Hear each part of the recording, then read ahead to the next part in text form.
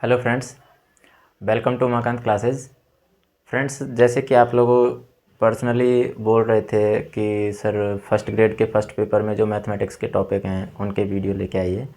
तो चलिए आज हम उसी सीरीज़ को शुरू करते हैं और आज से हर रोज़ आपको फर्स्ट ग्रेड के फर्स्ट पेपर में जो मैथमेटिक्स के टॉपिक हैं उनका एक एक वीडियो डेली मिलने लग जाएगा। ठीक है, उसकी मैं अलग से प्लेलिस्ट भी बना दूंगा ताकि आपको चैनल में वीडियोज़ को ढूंढने में भी परेशानी ना हो। तो देखो, आपको जो फर्स्ट ग्रेड का सिलेबस दिया हुआ है उस फर्स्ट ग्रेड का देखो, थोड़ा सा मैं बेसिक बता देता हूँ पहले इसका।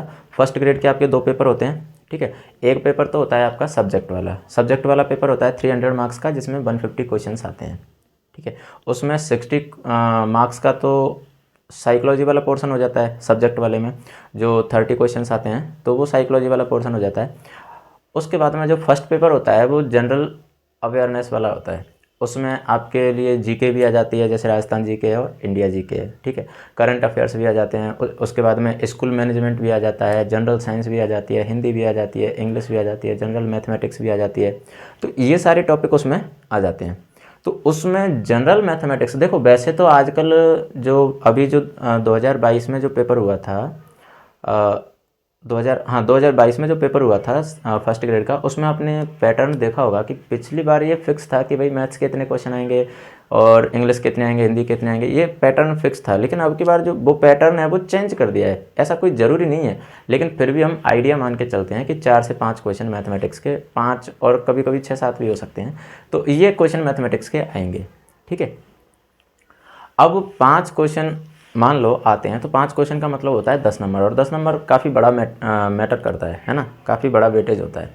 मैं बड़ा वेटेज इसलिए नहीं बोल रहा हूँ कि आउट ऑफ 450 10 नंबर ज़्यादा नहीं है, लेकिन मैथमेटिक्स एक ऐसा सब्जेक्ट है कि उसके अगर मान लो 5 क्वेश्चन आ रहे हैं तो वो 5 के 5 क्वेश्चन आप सही कर सकते हो। टॉपिक भी बहुत बेसिक से हैं, स्कूल लेवल की मैथमेटिक्स है इसमें, तो ज़्यादा कोई सीरियस लेने की ज़रूरत नहीं है। और ये जो फर्स्ट पेपर है वो सभी के लिए, हर सब्जेक्ट के लिए ज़रूरी है फर्स्ट पेपर। तो इसलिए इसको थोड़ा सा ध्यान से देखें भाई। मैथ्स वालों को इसमें प्रॉब्लम नहीं होगी, लेकिन जो अदर सब्जेक्ट है वो इनको थोड़ा सा ध्यान से देख लें। और यहाँ पर हम एकदम बेसिक से लेके चलेंगे, एकदम जीरो लेवल से लेके चलेंगे, जीरो लेवल से कंसेप्ट क्लियर करेंगे तो हमें कोई प्रॉब्लम यहाँ पर नहीं होगी। मैं ये मान के नहीं चल रहा हूँ कि हम मैथमेटिक्स वाले बच्चों को पढ़ा रहे हैं, हम ये मान के चल रहे हैं कि हम एसएसटी वाले या फिर अदर सब्जेक्ट जो हैं जिनका मैथमेटिक्स से कोई लेना देना नहीं है उनको पढ़ा रहे हैं। ठीक है, तो चलिए आज देखो, आज मैं जो शुरू करने वाला हूँ वो टॉपिक है बेटा स्टैटिस्टिक्स। देखो, मैं यहाँ पर बाइलैंग्वेज लेके चलूँगा। बाइलैंग्वेज मीन्स मैं हिंदी और इंग्लिश दोनों में एक्सप्लेन करता चलूँगा, ताकि हिंदी मीडियम वालों को ये ना लगे कि भाई हमें इंग्लिश समझ में नहीं आ रही, और इंग्लिश मीडियम वालों को ये ना लगे कि हमें हिंदी समझ में नहीं आ रही। तो यहाँ पर चीज़ें बाइलैंग्वेज चलेंगी। ठीक है, स्टैटिस्टिक्स यानी सांख्यिकी। सबसे पहले हम सांख्यिकी के बारे में ही देख लेते हैं कि सांख्यिकी क्या होती है और इसमें हमें क्या क्या चीज़ें पढ़नी है। देखो, पहले तो मैं ये बता दूं कि सांख्यिकी के बारे में हमें क्या क्या चीज़ें पढ़नी है। इस टॉपिक के अंदर जो सब टॉपिक होंगे वो क्या क्या हैं। देखो, सबसे पहले तो हमें यही पढ़ना है कि सांख्यिकी में आंकड़े क्या होते हैं और क्या इनका वर्गीकरण होता है। आंकड़े यानी डाटा। ठीक है, डाटा क्या होता है, डाटा का वर्गीकरण भी हमें देखना है, आंकड़े क्या होते हैं। ठीक है, उसके बाद में हमें देखना है आंकड़ों का वर्गीकरण। आंकड़ों का वर्गीकरण यानी क्लासिफिकेशन ऑफ डाटा। ठीक है, उसके बाद में हमें देखना है representation of data on the graph. ठीक है, ग्राफ पर ग्राफिकल रिप्रेजेंटेशन इनका क्या होता है, तो आंकड़ों का ग्राफीय निरूपण भी हमें देखना है। उसके बाद में देखना है हमें मेजरमेंट ऑफ सेंट्रल टेंडेंसी यानी केंद्रीय प्रवृत्ति के माप। केंद्रीय प्रवृत्ति के माप। और उसके बाद में हमें देखना है मीन मोड मीडियन यानी माध्य, माध्यक और बहुलक।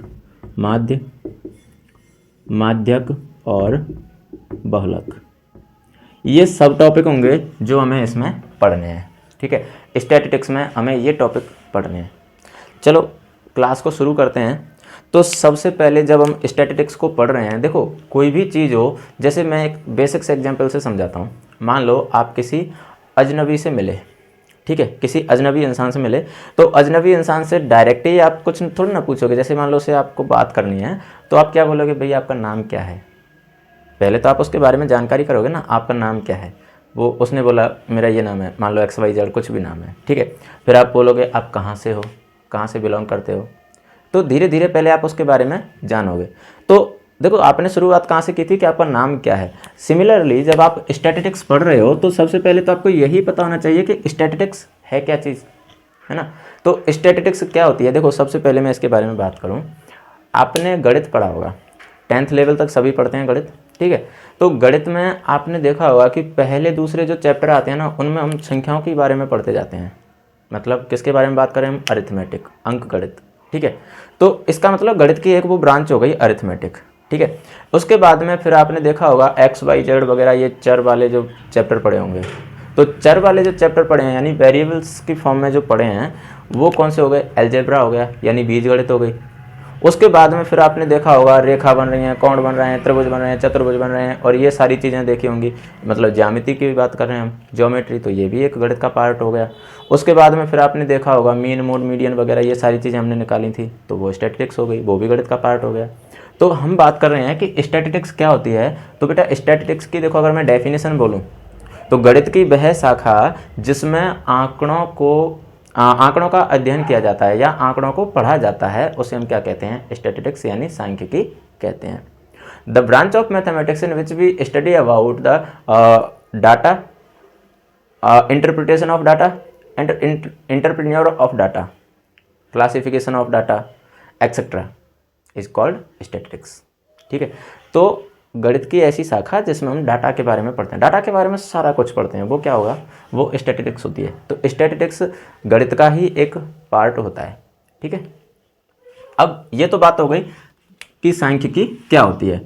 अब उस सांख्यिकी के बारे में बाद में अब हम आते हैं किस पर, आंकड़ों पर, कि आंकड़े क्या होते हैं। फिर बाद में हम आंकड़ों के वर्गीकरण की बात करेंगे। तो देखो आंकड़ों को हम थोड़ा सा डिटेल्स में देखते हैं कि आंकड़े होते क्या हैं।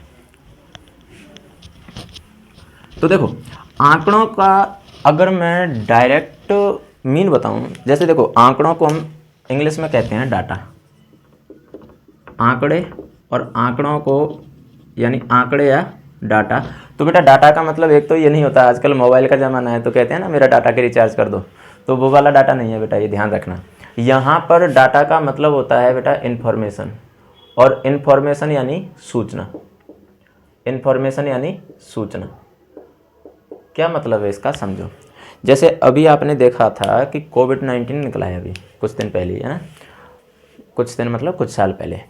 तो कोविड-19 अभी भी जैसे केसेज आ रहे हैं, तो कोविड-19 के बाद में, कोविड-19 के टाइम पर आपने देखा होगा कि जैसे जो एनालिसिस करने वाले थे उनका, वो उन्होंने पहले बता दिया था। जैसे ये सेकंड वाला जो लॉकडाउन लगा था, सेकंड वाले लॉकडाउन में आपने देखा होगा कि आई थिंक जनवरी के समथिंग जब वो लॉकडाउन चल रहा था उसी टाइम पर बता दिया था कि शायद कोई डेट भी फिक्स कर दी थी, I don't remember exactly, but ऐसे कुछ बोला था कि मई में या अप्रैल में या मार्च में, ऐसे इन मंथ में से कोई एक डेट बताई थी। आई थिंक 13 मार्च शायद यही डेट थी। 13 मार्च को ये जो कोविड है वो अपने पीक पर होगा, यानी सबसे ज़्यादा पेशेंट होंगे। उसके बाद में ये ग्राफ है वो डाउन होता चला जाएगा।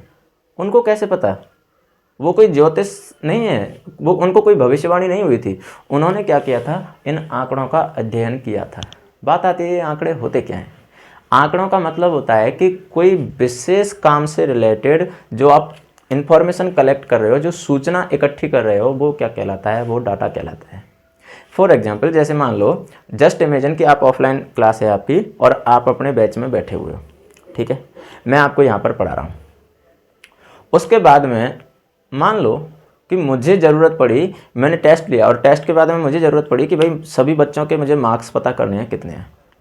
तो मैंने आप सब लोगों के मार्क्स कलेक्ट किए, मार्क्स एक सीट पर लिख लिए, तो वो क्या हो गई, इन्फॉर्मेशन हो गई। आपके मैथमेटिक्स के टेस्ट के मार्क्स हैं, इन्फॉर्मेशन हो गई, वो क्या हो गया, डाटा हो गया।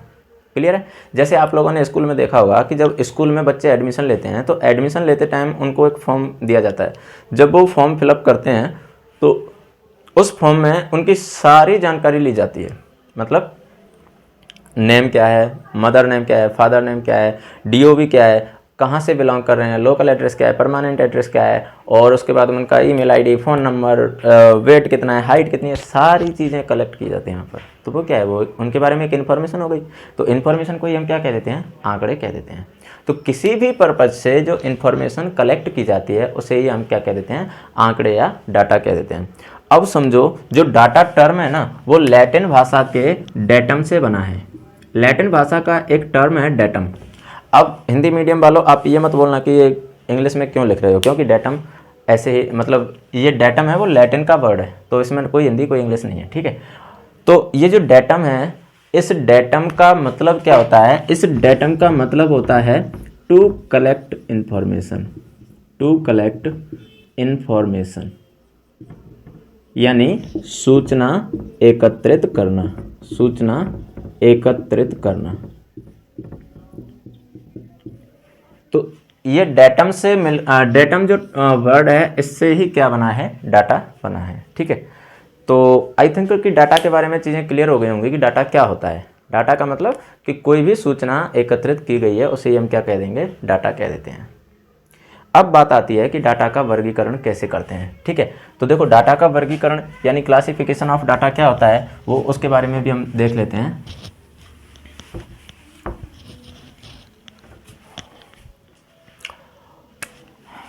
आंकड़ों का वर्गीकरण, आंकड़ों का वर्गीकरण यानी इसे मैं कह सकता हूं कि classification of data, classification of data.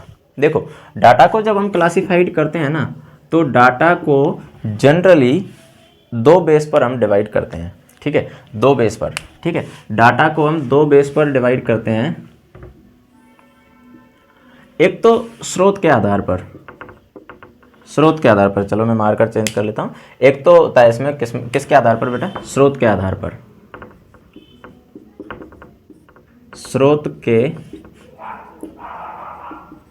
आधार पर, स्रोत के आधार पर यानी ऑन बेसिस ऑफ सोर्स, ठीक है, ऑन बेसिस ऑफ सोर्स। और दूसरा हम कह सकते हैं वर्गीकरण के आधार पर, वर्गीकरण के आधार पर। और वर्गीकरण के आधार पर यानी इसको हम कह सकते हैं on basis of, on basis of classification, classification, ठीक है। अब देखो जब हम स्रोत के आधार पर इसका वर्गीकरण करते हैं तो बेटा स्रोत के आधार पर भी आंकड़े दो तरह के हो जाते हैं, स्रोत के आधार पर भी आंकड़े दो तरह के हो जाते हैं। कौन कौन से होते हैं वो अभी हम देखेंगे। ऐसे ही वर्गीकरण के आधार पर जब हम देखेंगे तो यहाँ भी आंकड़े दो तरह के हो जाते हैं। और ये कौन कौन से होते हैं, तो देखो स्रोत के आधार पर जब हम बात करेंगे तो बेटा आंकड़े दो तरह के होते हैं। एक तो प्राइमरी डाटा, प्राइमरी डाटा, और एक होता है secondary data, secondary data.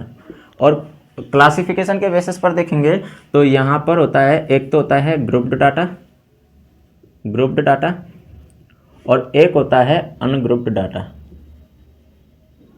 Ungrouped data. ये दो चीज़ें हैं, एक तो ग्रुप्ड डाटा और एक अनग्रुप्ड डाटा। किसके बेस पर, वर्गीकरण के आधार पर, क्लासिफिकेशन के बेसिस पर, ठीक है। उसके बाद में स्रोत के आधार पर दो तरह के हो गए, प्राइमरी और सेकेंडरी। बात आती है इनके हिंदी में नाम क्या है, तो मैं हिंदी में भी नाम बता देता हूँ। प्राइमरी का मतलब हो जाएगा प्राथमिक आंकड़े, प्राथमिक आंकड़े, और सेकेंडरी का मतलब हो जाएगा द्वितीयक आंकड़े, द्वितीयक आंकड़े। ऐसे ही ग्रुप्ड डाटा, ग्रुप्ड डाटा को हम क्या क्या कह सकते हैं, वर्गीकृत आंकड़े, ठीक है, वर्गीकृत आंकड़े। और अनग्रुप्ड का मतलब अवर्गीकृत आंकड़े, अवर्गीकृत आंकड़े। तो आप चाहो तो इसका स्क्रीनशॉट ले सकते हो, जो क्लासिफिकेशन मैंने बताया, जो चार्ट जो मैंने बनाया है इसका आप चाहो तो स्क्रीनशॉट ले सकते हो। हाँ, तो आई होप आपने स्क्रीनशॉट ले लिया होगा। अब देखो ये हमने डाटा के टाइप्स देखे हैं। देखो डाटा दो तरह का होता है, एक तो स्रोत के आधार पर और एक वर्गीकरण के आधार पर। दो तरह से हम डाटा को क्लासीफाई करते हैं। तो स्रोत के आधार पर एक तो प्राइमरी डाटा और एक सेकेंडरी डाटा, ठीक है। उसके बाद द्वितीयक आंकड़ों का एक नाम और हो जाता है बेटा, द्वितीयक आंकड़ों को हम गौण आंकड़े भी कह देते हैं, गौण आंकड़े। जब हम इनके बारे में और डिटेल्स में पढ़ेंगे तो मैं इसको और बताऊंगा और एक्सप्लेन करूंगा। और ऐसे ही ग्रुप्ड डाटा यानी वर्गीकृत आंकड़े और अनग्रुप्ड डाटा यानी अवर्गीकृत आंकड़े। इसको भी इंग्लिश में एक नाम और दे देते हैं, ये हो जाता है क्लासिफाइड और ये हो जाता है अनक्लासिफाइड या नॉन क्लासिफाइड। ठीक है, तो ये इनके अलग से नाम हो जाते हैं, बात एक ही है।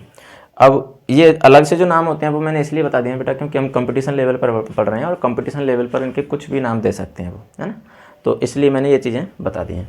चलिए अब हम एक एक करके इन डाटा के टाइप्स की बात कर लेते हैं। ठीक है,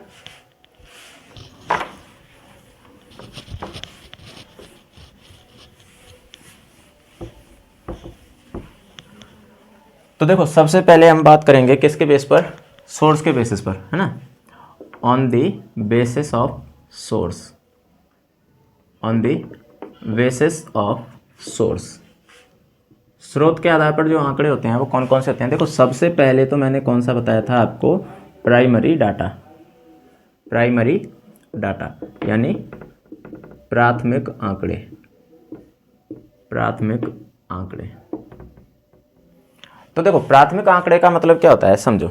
जैसे अभी मैंने आपको जब डाटा पढ़ा रहा था मैं आपको, तो डाटा के लिए मैंने आपको एक एग्जांपल दिया था। एग्जांपल क्या दिया था कि जैसे आप ऑफलाइन बैच में बैठे हुए हो और ऑफलाइन बैच में से मैंने आपके मैथमेटिक्स का जो टेस्ट लिया था उसके मार्क्स मैंने कलेक्ट किए। ठीक है, तो अब मेरे पास दो ऑप्शन है। कौन कौन से दो ऑप्शन है, एक तो ये है कि मैं क्या करूँ कि खुद एक लिस्ट लूँ और एक एक स्टूडेंट से पूछता जाऊँ कि बेटा आपके कितने मार्क्स आए, आपके कितने मार्क्स आए, आपके कितने मार्क्स आए। अब मैं क्या हो गया यहाँ पर, प्रेक्षक हो गया, ऑब्जर्वर हो गया, क्योंकि मैं इन्फॉर्मेशन कलेक्ट कर रहा हूँ। तो जो इन्फॉर्मेशन कलेक्ट करता है उसे हम क्या कहते हैं, ऑब्जर्वर कहते हैं, प्रेक्षक कहते हैं। ठीक है, तो जो ऑब्जर्वर है वो ऑब्जर्वर खुद अगर डाटा को कलेक्ट कर रहा है तो बेटा डाटा कौन सा हो जाता है, प्राइमरी डाटा हो जाता है। अगर ऑब्जर्वर खुद डाटा कलेक्ट कर रहा है तो वो प्राइमरी डाटा होगा। क्लियर है। अब प्राइमरी डाटा का मतलब आपकी समझ में आ गया होगा, जब ऑब्जर्वर खुद कलेक्ट कर रहा है। जैसे मैंने अभी बोला ना कि आपके टेस्ट के जो मार्क्स थे वो मेरे पास एक ऑप्शन था कि मैंने लिस्ट लिया और खुद आपसे एक एक करके पूछने लग गया और फिर मैं वो लिस्ट बनाने लग गया। वो कौन सा हो गया बेटा, प्राइमरी डाटा हो गया। ठीक है, अब बात करते हैं, देखो मैं दोनों को एक साथ में कंपेरिजन में ले लेता हूँ ताकि आपके और अच्छे से समझ में आ जाए। दूसरी जब हम बात कर रहे थे तो दूसरा जो डाटा था वो कौन सा था, सेकेंडरी डाटा, सेकेंडरी डाटा। और सेकेंडरी डाटा का मतलब क्या होता है, द्वितीयक आंकड़े यानी गौण आंकड़े, द्वितीयक आंकड़े यानी गौण आंकड़े, गौण आंकड़े। अब द्वितीयक का मतलब क्या होता है, जैसे अभी मैंने प्राथमिक के लिए बोला था कि मैंने खुद अपने बेस पर मैंने आंकड़े कलेक्ट किए थे, सॉरी फॉर इंटरप्शन, मैंने अपने बेस पर जो आंकड़े कलेक्ट किए थे तो वो तो कौन से हो गए, प्राइमरी। अब मेरे पास दूसरा ऑप्शन क्या था, दूसरा ऑप्शन ये था कि मान लो मैंने आप लोगों में से ही किसी एक स्टूडेंट को खड़ा किया और बोला कि बेटा ऐसा कर, सभी के मार्क्स की लिस्ट बना के मुझे दे। तो कोई दूसरे स्टूडेंट ने वो मार्क्स की लिस्ट बनाई और वो लिस्ट बना के मुझे दे दी।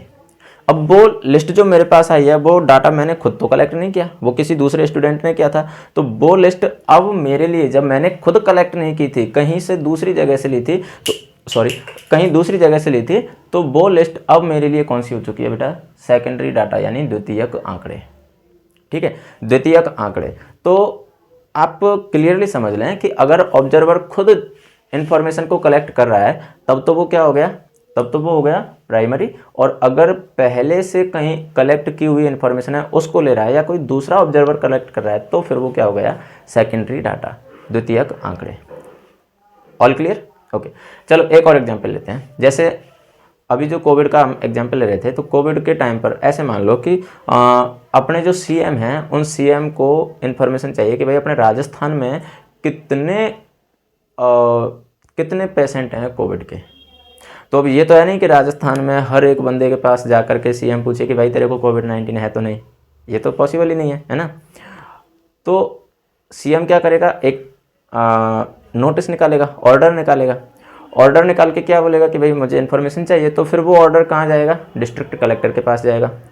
डिस्ट्रिक्ट कलेक्टर भी ऐसा तो नहीं है कि पूरे डिस्ट्रिक्ट में जाके खुद वो चीज़ें देखे, तो फिर वो क्या करेगा, वो डिस्ट्रिक्ट कलेक्टर फिर या तो वो तहसीलदार के लिए भेजेगा या पटवारी के लिए भेजेगा। और कहने का मतलब वो चीज़ें धीरे धीरे क्या होती जाएंगी, थोड़े नीचे लेवल पर जाती जाएंगी। तो मान लो कि सबसे नीचे लेवल पर कहाँ आता है, सरपंच के पास आता है। गांव में कौन होता है, सरपंच होता है। तो सरपंच क्या करता है कि मान लो जैसे सरपंच खुद जा करके और इन्फॉर्मेशन को कलेक्ट कर रहा है, तो और उसने देखा कि एक ग्राम पंचायत में इतने पेशेंट कोविड-19 के हैं। अब उसने सरपंच ने जो इन्फॉर्मेशन कलेक्ट किया है, तो वो इन्फॉर्मेशन सरपंच के लिए तो कौन सा डाटा हुआ, प्राइमरी, क्योंकि सरपंच ने खुद कलेक्ट किया। लेकिन सरपंच वही इन्फॉर्मेशन को तहसीलदार या पटवारी तक भेजता है, या फिर कलेक्टर तक भेजता है, या सीएम तक भेजता है, तो फिर कलेक्टर के लिए या सीएम के लिए या फिर पटवारी के लिए, उनके लिए वो इन्फॉर्मेशन, वही इन्फॉर्मेशन उनके लिए कैसी हो गई, secondary data. It's all depend on the basis of source. All depend on source. Source पर डिपेंड है कि सोर्स क्या है। अगर आपने पहले से कहीं कलेक्ट की हुई इन्फॉर्मेशन ली है, तब तो वो कौन सा होगा, सेकेंडरी, और खुद कलेक्ट किया है तो कौन सा हो जाएगा, प्राइमरी। आई होप कि अब इमेज एकदम क्लियर हो चुकी होगी प्राइमरी और सेकेंडरी डाटा की। Clear, okay. अब उसके बाद में, ये तो हमने बात किसके बेस पर कर ली थी, सोर्स के बेस पर। अब हम क्लासिफिकेशन के बेस पर बात करते हैं। तो क्लासिफिकेशन के बेस पर जब हम बात करेंगे, तो देखो क्लासिफिकेशन के बेस पर भी हमारे पास डाटा दो तरह का था। कौन सा, एक तो था हमारे पास कि ग्रुप्ड डाटा, और दूसरा था अनग्रुप्ड डाटा। चलो इसको भी समझ लेते हैं। ग्रुप्ड का मतलब क्या होता है और अनग्रुप्ड का मतलब क्या होता है। पहले मैं रैंडमली एक एग्जांपल लेता हूँ। रैंडमली एग्जांपल लिया, जैसे मान लो मैंने कुछ डाटा आपके सामने लिखा है, जैसे 2 3 1 2 3 4 1 5 3 2 1 4 3 2 1 2 3 2 1 3 2। मैंने कुछ नंबर्स आपके सामने लिखे हैं, ठीक है।